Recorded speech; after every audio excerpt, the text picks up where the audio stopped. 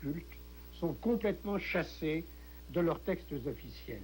Il y a du divin dans le monde, mais ce divin, c'est l'eau, c'est l'air, c'est le feu, c'est le froid. Et surtout, deuxième point,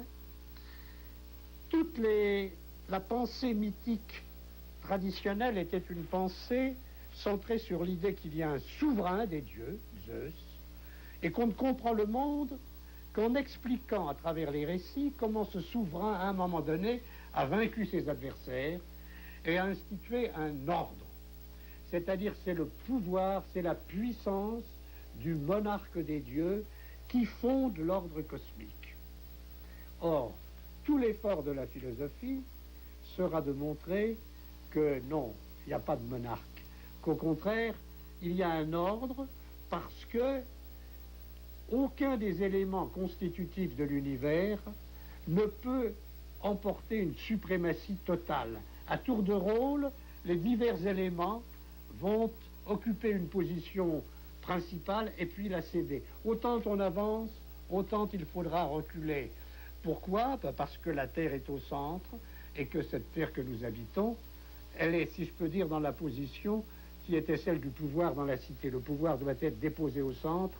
Là, la Terre est au centre et dans ce centre qu'est la Terre, elle échappe à la domination exclusive d'un des éléments qui composent l'univers.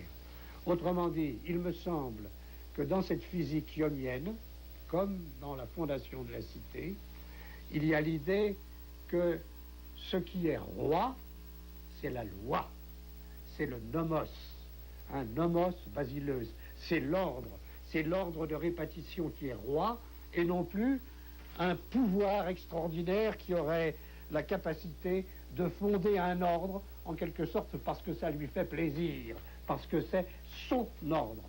Ça n'est pas un prince qui dirige l'univers, ce sont des principes qui l'organisent par une sorte d'équilibre mutuel.